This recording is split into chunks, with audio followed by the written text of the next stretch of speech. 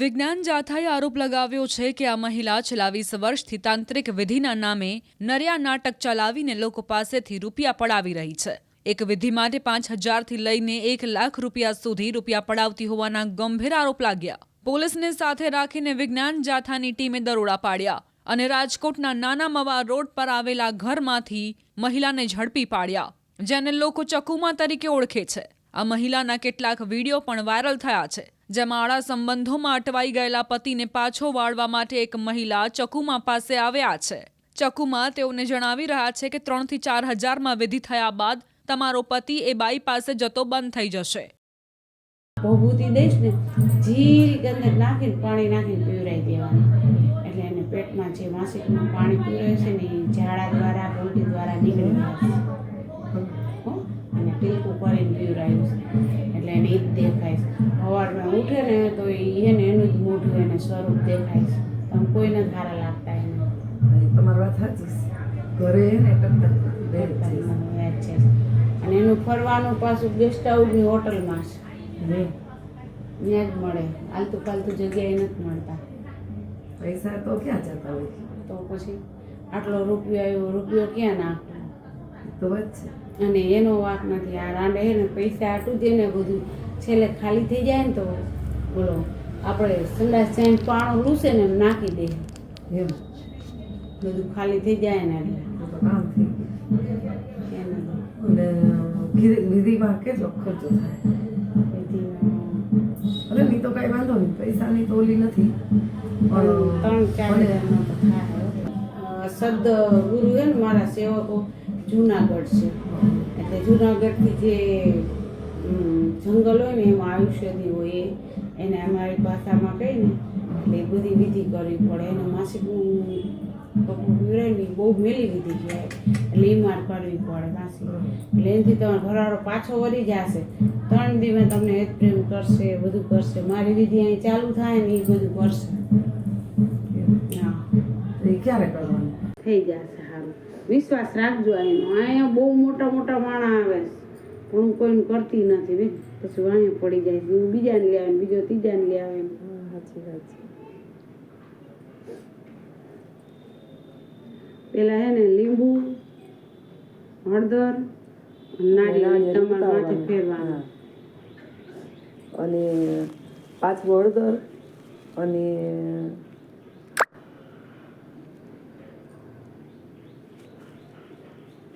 પછી કરીને પછી આ દોરો ફેરજો, વિધિ કરીને. હા, ઢીલા વિના. હવે તમે મને કહેવો ને તો હું રવિવારે એમને વિધિ ચાલુ કરી દઉં. રવિવારે પેલા હે ને શનિવાર તમારે શું કરવાનું? અડદ, લીંબુ, નારિયેળ, આ 3 વસ્તુ શનિવારે રાતે 12 વાગે ઉઈ ગયા હોય ને એટલે જબલું ઓલું અવાજ ન આવે ને, ઓલું કાળું જબલું અવાજ ન આવે ને એમાં 5 આટા 3 આટા ફેરવશો ને તોય થઈ જશે. 3 આટા ફેરવીને તમારે 4 રસ્તે મૂકી આવવાનું. ભૂલા વિનાનું. આ છોકરાને કહેવાનું, આમ બોયલા વિનાનું. ઈ પેલા એને વાત કરવાની, હું પપ્પાને ફેરવવા જાઉં છું, તું અહીં ઊભો રહે. પછી તને ફેરવીને દે ને એટલે આમ એના જબલાને નાકેથી જ પકડીને હરવેકથી મૂકીને આવતું રહેવાનું, પાછું વળીને જોવાનું નહીં. 2 મા દીકરાને જ ખબર પડવી જોઈએ. અને પછી આવીને હાથ પગ ધોઈને તમારા ઈષ્ટદેવને એમ 2 અગરબત્તી કરજો. હો, વિલા વિનાનું.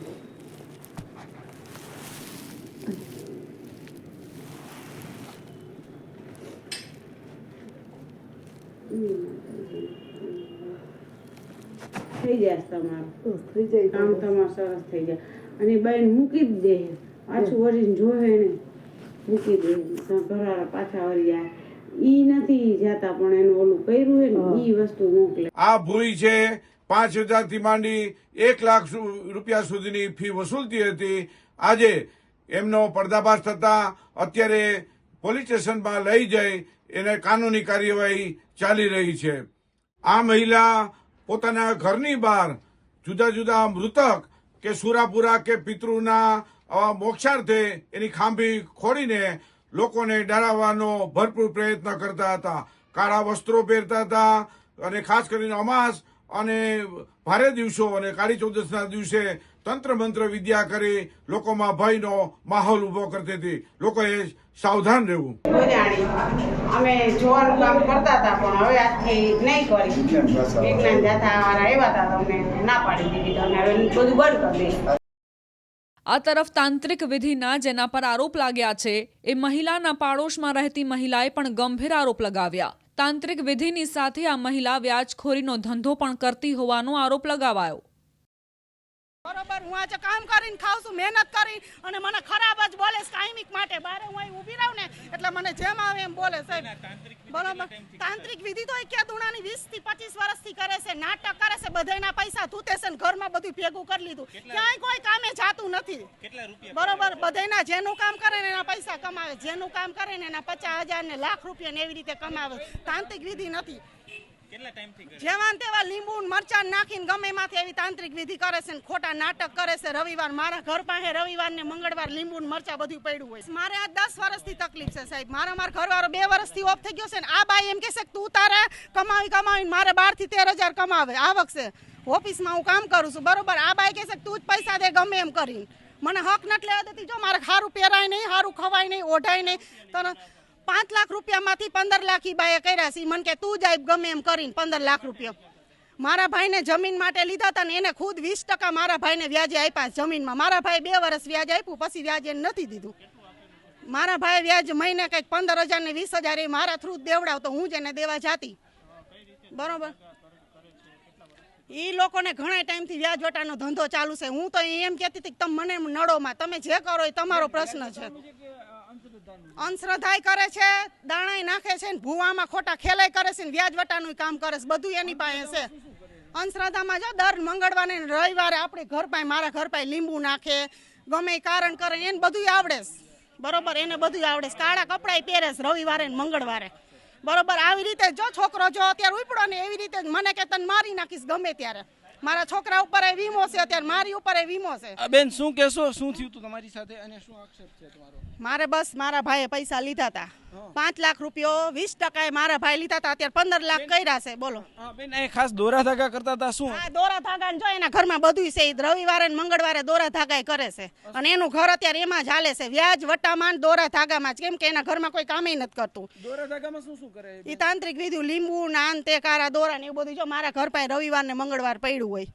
બરોબર, હા, મારા છોકરાને મોટામાં ઘરમાં બાજે ન હોય એવું મારો છોકરો છે ને મોટું કરે છે, માથાકૂટ નહીં ઘરમાં કરે છે. એ અમને ઘણી નુકસાની થાય. મારા પાસેથી માંગતા હતા, એ તો મેં કંઈક 30-40 હજાર દઈ દીધા. મારો ભાઈ અત્યારે 5 લાખ રૂપિયા એની પાસેથી લીધા હતા, એ અત્યારે દઈ નથી હેગો. ચોક્કસથી હાલ આ જે મકાન છે, આ મકાનમાં આ જે પરિવાર રહેતો હતો એના ઉપર આ મહિલાએ આક્ષેપ કર્યા છે. થોડી વાર પહેલા વિજ્ઞાન જાથાની ટીમ પણ પહોંચી હતી. અત્યારે જે છે સમગ્ર મામલો માલવીયા પોલીસ સ્ટેશન ખાતે પહોંચ્યો છે. પોલીસ જે છે તેમની અટકાયત કરીને લઈ ગઈ.